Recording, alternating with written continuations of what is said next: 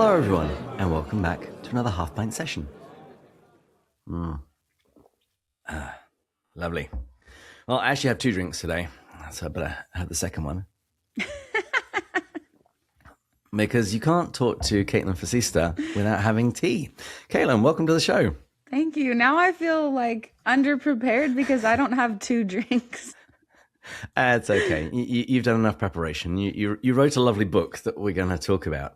But before we get there, would you mind introducing yourself to the viewers? Who are you? Of course, I am Kaitlyn Facista.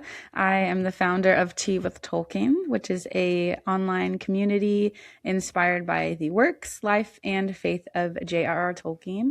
And, it's a book club, it's a community, it's kind of somewhere people come and we journey through life together. Mm-hmm. And also, needless to say, Tolkien's works. Yes. And I will readily admit that when we were starting Pints with Jack, I looked over, as I often do, at the Tolkien community and say, what are those guys doing? And Tea with Tolkien was definitely one that I went and looked for some inspiration, as well as when we started C.S. Lewis Reading Day. Once again, I looked over at the Tolkien nerds and saw what they were doing and stole as much as I possibly could. Of course, yeah. When is Lewis Reading Day? It's in November. It's on his birthday. Oh, so makes we sense. get to, yeah. Well, see, with Tolkien, he's got so many. Really, you've got the Hobbit Day, which we also do in our family. That was another time that we spent a long time on your website, stealing as much as we possibly could. But it's like we're amateurs in comparison. It's like the amount of stuff that you do when you're celebrating Hobbit Day is quite amazing. Although my wife did get a massive picture of Bilbo's front door printed onto canvas that we then hang up nice. in our room. But you definitely take it to the next level. I will dig out some links and we'll hopefully splice in a few of those images here just so that you know who it is you're dealing with. Someone that's really willing to commit to a bit. But let's first of all talk a little bit about why you're here today, because I see in the background you have a book. Oh yes, it's back yes. there. What is it? What's it about? So my book is called Into the Heart of Middle Earth, and it's really a spiritual journey for the Hobbit at heart. So for anyone who has wanted to explore Middle Earth deeper and to uncover themes, especially themes related to Tolkien's faith, this is the book for you. We kind of go through the journey of Tolkien's hobbits. So we talk a little bit about Bilbo in the beginning, and then we talk about Frodo for most of the book. And we are kind of going through the journey with them. So we start out in the Shire, and then we go, of course, into the wild, into the danger. We get to Mordor. And through this whole journey, we're going to be kind of looking at the values of Middle Earth, kind of what do hobbits hold dear, what stands out about Tolkien's heroes. And then we ask ourselves, how can we apply these lessons to our own lives? Because we want to, at the end of the day, carry a piece of Middle Earth into our own lives. Yeah, when I was reading through it, whereas say Holly Ordway's recent book, that's more of a spiritual biography of Tolkien. This is as the word you used was journey, as it's a journey through. So it's more piecemeal and I'd say more personal. The reader brings a lot to the text as you lead them through and show them what Tolkien is doing, what he's thinking, the background that he's drawing from as he's writing his characters, and then applying it to our own lives. To the common phrase you use is the Hobbit at heart. As I was reading through, it really does seem that this is in many ways your sort of magnum opus, or at least the culmination of everything that you've been doing at Tea with Tolkien, developing the ideas of what it means to be a hobbit at heart. Would you mind just talking about that idea a little bit more? Yeah, of course. Yeah, it definitely is. I feel like it's the culmination of everything I've done so far. So then when people ask me what's next, I'm like, I'm done, right? I did it. It's here. I can retire. Yeah. But so the whole idea behind the book and Tea with Tolkien is embracing this idea of being a hobbit at heart. So what does it mean to be a hobbit at heart? And a lot of people imagine it like you're just sitting around in the grass eating strawberries, or you're at the pub with your friends with your feet on the table, and it ends there. But when you read The Lord of the Rings, that's really not what the point of the story is. The point of the story is that the hobbits have this beautiful and rich, vibrant home life. They have the Shire. It's amazing. It's full of beauty and goodness and truth, but they have to leave that. They have to make these really hard sacrifices in order to basically save the whole world, not to be dramatic, but they have to be able to let go of these things. The hobbits have to forego these comforts.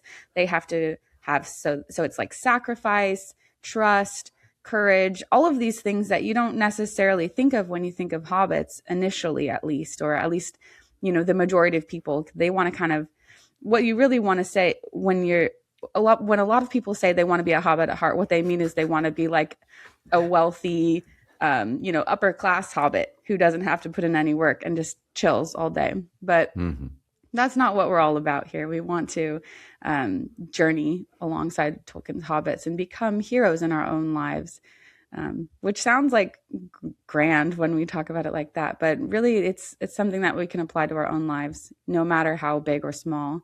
And as much as I enjoyed the Jackson movies, and everyone's got their own little critique of things that they would have changed, the one for me is the scouring of the Shire.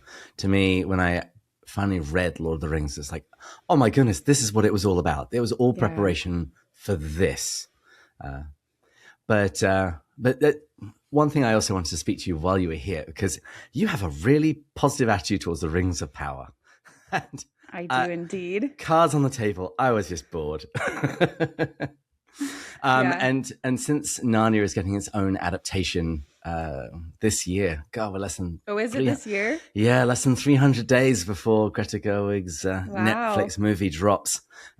Needless to say, a number of us are very trepidatious, but I would like to pick your brain on how can one keep a really good positive attitude and receive this work for whatever it is, good, bad, warts and all. Yeah, I think the way that I have really been able to enjoy the Rings of Power for what it is, because I have like Rings of Power stuff up on my wall back here. But so I love the Rings of Power, but it wasn't what I was expecting. It was very disorienting at first because I came in expecting, basically a documentary about the Second Age. That's what we wanted. But the way that I approach it is it's almost an extension of Tolkien's myth. So Tolkien's myth lives on in the retelling. And Tolkien talks about this. He kind of alludes to it in a letter where he says he wants to kind of create the framework for his stories, but leave room for other minds and hands to pick it up and kind of adapt it in different ways. And so I feel like it's kind of in the spirit of Tolkien to be not evolving. I don't like that word for talking about myth, but you're carrying on the story in a sense. It's the kind of the way that we have, you have the myth of Perseus, and then you have the TV show and the books Percy Jackson. And it's kind of like that, myth just lives on and it changes down the generations and as it passes through. So I enjoy that, just the fact that Tolkien's myth feels alive. And it's being retold by different people. It's of course not the show I would have written. And that's another thing that I try to do is I just try to say hey, I'm here for their vision, and it's probably going to have to be how you guys are with the Narnia movie. You're just going to be here for this new take. You take what you like, whatever you don't like, don't worry about it. But at the end of the day, the books are still here. They're safe. No one's changing the books. So there's kind of a lot of different things going on in my mind whenever I think about the Rings of Power and adaptation and myth. But in general, I feel like I'm just happy to be here, happy to be able to go back to Middle Earth. And my kids love the Rings of Power too, which has been incredible to be able to watch it with them, because a 3-hour long movie is kind of hard for little kids to watch, but a 1-hour TV show, that's much easier. And then we kind of have this almost ritual when the show is airing. It's oh, it's time to watch our episode, get your snacks and all that. And we have this fun time together. And then of course, I usually watch the episodes before them just to make sure it's not going to be too scary or anything. So then I'm like watching it through their eyes as we've already seen it. So I don't know, it's just such a fun experience. And there's so much joy to be found in these new adaptations, even though they might not be exactly what you imagined. And the thing that I keep comforting myself with the upcoming movie, and I do actually have higher hopes than most, I think I would say. But my bottom line is, I think regardless of what happens, this will hopefully drive new people to the books. Yeah, totally. It was the same with the Rings of Power. It's like, even if people didn't enjoy the series, if it meant that more people picked up new copies of The Lord of the Rings with the shiny new covers and cracked them open for the first time to see, what people were talking about or why some people were complaining, that's a good thing if it drives people back to those books. And speaking of which, I have a 4-year-old. We have not yet read The Hobbit. He went through a stage of wanting stories in the dark at bedtime. And so over the course of a week, I retold him my version of The Hobbit. Oh, that's so It's cute. it's probably a version that would give a Tolkien nerd an aneurysm, because I probably skipped out lots of things that I'd forgotten about. But I'm assuming you've already introduced your kids to those books. How do you think is the best way to do that, and when to do that? I feel like it really depends on the kids. My kids have gone through it kind of in an unexpected route. An I was unexpected journey, so to reading, speak. yes, yeah, I was actually reading some Norse mythology to them, and we were reading about the like Norse mythology creation story. And it was very violent and kind of, I don't know, like gritty. Mm-hmm. And they like the idea of an origin story or a creation story, but they, I don't think that was their thing. And so I used that as an opportunity. I was like, hey, if you want a creation story, let me get out the Silmarillion. So I read Ainulindale to them. So they might not have read the entire Hobbit. I know we've read some of it together, but some of the kids are scared of Gollum, understandably. They might not have read the entire Hobbit, but we've read the Ainulindale, and they loved that. Like they love mythology and things like that. So it's really just like finding what your kids are interested in and using different routes to introduce them, whether that is through the movies or through the actual Tolkien books. There's also kids' books about Tolkien too that are a great way to introduce them. There's a book called John Ronald's Dragons, I think, and it's like a really cute picture book. I've read that to the kids. So, there are a million ways. You can even get those little people, the toddler toys that are this big, Uh-huh. and just, present them to the kids. And eventually they'll be like, does Who this is little guy this? have a name? And you're like, yes, his name is Frodo. Let me tell you about him. So, yeah. And another way to introduce the kids is through the audiobooks. The one that I really like is the Letters from Father Christmas that Tolkien wrote. And there's a really cute audio book that they read the letters really sweetly, and then it plays this cute little music in between each letter. So we listen to that in the car, but you can really come at it from like so many different directions to introduce the kids to Tolkien. I've done a few of these. I got down at Christmas my large collection of the letters to Father Christmas, and I just left it out on the couch. And needless to say, my kids found it, and then they had questions. I said, I like this. I like this. But this actually leads me to another question I want to ask you. How did you write a book with small children? How? I don't even know. Okay, so the first reason why I was able to write a book is I have a really supportive husband. He's watching the kids right now while I'm recording this with you. He has always just been so supportive of like my dreams and what I feel like is my purpose and my work. So I could not have done it without him. But really, the other thing is I don't sleep very much. Um, but for this book, I literally wrote most of it. So I had my phone, and I'd be holding a baby like this, and then I'd be like writing on my phone like this with one hand, drafting. And then whenever I did get a couple hours of babysitter time, or if my husband was off, that was when I'd go to the coffee shop to basically edit. So it was a lot of, sacrifice. I don't have a lot of hobbies other than this, you know, so it kind of has to become your whole life when you're writing a book. It took a lot of effort. I'm sure. Well, I'm going to ask the annoying question that people have asked you. What are you going to do next? Do you have a plan? Is it going to be another book? What's the next big project for Tea with Tolkien? Yeah, someone else asked me this, and I was like, no, nothing else. I can't do anything. I need to take a nap.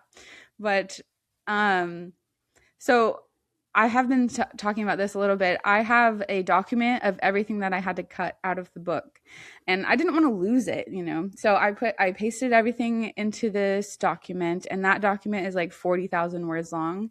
So there's the book already. But a lot of it was that there were so many times while I'm writing the book that I would get super deep into the most obscure Tolkien lore. And my editor is like, whoa, whoa, whoa, like, let's pull ourselves back a little bit.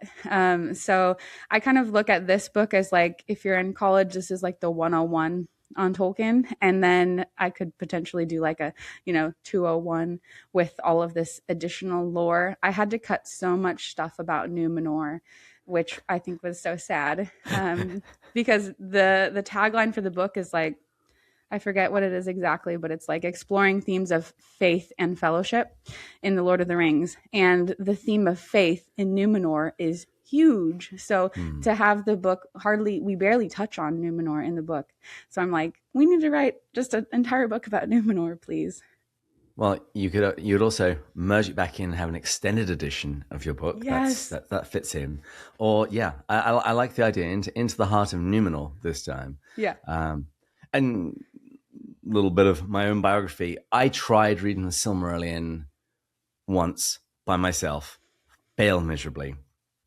And then one of my friends who is a Tolkien nerd, Kate, she said, "Okay, there's 2 websites you need," and she sent me to the Prancing Pony and to you. So I was listening to their episodes and then going through on one of your book reads, Nice. and spending a lot of time in Canva, putting together graphics of the different Valar, just so I had images in my head. Yeah. There's some really good fan art that I've found online that really helps kind of cement these ideas in your mind, because one thing that I've done too is I've almost like color coded the Valar in my mind. So that helps me remember it. I don't know if that's abnormal or not, but it's not normal, I'll tell you that. So I'm like, oh, this guy, he kind of has more like a purple vibe to him. And then I have in my Silmarillion Reader's Guide, which is free on my website, I have little symbols that I've given to each of the Valar. Like Mondos has a little skull, or Manwë has like a little wind, because he's the Valar of the wind. So little things like that I feel like do help quite a lot. Returning to your book, you are doing a book club on your own book. That started already? It was going to start today, actually, but we had to push it back because so many people haven't received their copies of the book yet. I think the book was more popular than anyone anticipated, which is like, that sounds cool, but it's also really frustrating when people are still waiting on their books. So we're pushing it back, and we're starting on, I think it's April 6th. So perfect. So yeah. this will actually be out before then. Wonderful. If people want to join that, what do they need to do? They just go to my website, teawithtolkien.com, and the way that you participate in the book club is through our Discord server, so you can learn about that and how to join on my website. Mm-hmm. Yeah, we started on Slack, and I very nearly did move over to Discord, but it's like, I use Slack for work, so at least this way I can keep an eye on messages without having to log into yet another app. Yeah. Discord is like Slack, but for like gamers, kind of is how I describe it. And so it has kind of like more like fun community features, versus Slack is like work. Yeah, it's a little bit more corporate. Yeah. They're both great though. Yeah. Okay with that. Just as we wrap up, I was actually going to buy a new set of books for my children again, so I can just leave them on the shelf and just see what happens. Is there any particular edition that you particularly like of Tolkien? Yes, there is. There's these really cute little pocket editions, and I don't have them in front of me, but it's a box set, and it comes with The Hobbit and The Lord of the Rings, and the books are like the size of my hand, so they're really nice, and they're very cute. They're like leather bound, or maybe faux leather. I'm not sure if it's real leather or not. And they're super cute. I really like those as like if you're giving a gift to someone. But for kids, the print might be a little small. There's also these new editions that are coming out. They've recently redone the entire history of Middle Earth, where you can get the 12 volumes, and you can buy them in these box sets. And there's also a box set of the Lord of the Rings that matches. And so when you have them all on your shelf, they're all the same height and they're all the same style. So I really like those ones too. But you really can't go wrong. Honestly, like you might even just want to get paperback, kind of something cheap for kids if they're carrying around in their backpacks. Like you don't want them to feel stressed if the book gets messed up. Oh, they won't be stressed at all. Okay. I'm the one that's stressed. Yeah, no, I have a cheap paperback collection of the Chronicles of Narnia that my kids have done exactly that. Take them down, put them in their backpacks, wander around the house. Occasionally, stormed into my office demanding me to find out where the pictures of horses are in these. So that might be a way. Have a couple of different versions for as they grow up. Yeah, you could have like a nice set up high on the shelf so that when they're just looking at it, like, wow, so beautiful, and then they can have the cheaper ones down low that are more accessible. I don't know. The only trouble with that isn't that my daughter, my 2-year-old, is a climber. Oh no! This is why we can't have nice stuff. There's a reason behind me. My bookcase is empty. I thought I was going to be able to put them back at some point. No. Someday. I mean, they're only 2 for a year. People say that. It feels longer. Wonderful. Well, Kaitlyn, would you mind just giving your website again? Where can people pick up the book, find out more what's happening and things on the horizon? Of course, yeah. My website is teawithtolkien.com, and pretty much everything about the book can be found at teawithtolkien.com/book. The book is available on Amazon, Barnes & Noble, Blackwell's, lots of places. And I have all of the links for that on my website at the book page, teawithtolkien.com/book. And then I'm on social media everywhere at teawithtolkien. So it's pretty simple. Wonderful. Well, thanks again for coming on the show. Of course. Thank you. Viewers, please join us again next time. We'll continue going further up and further in. Cheers.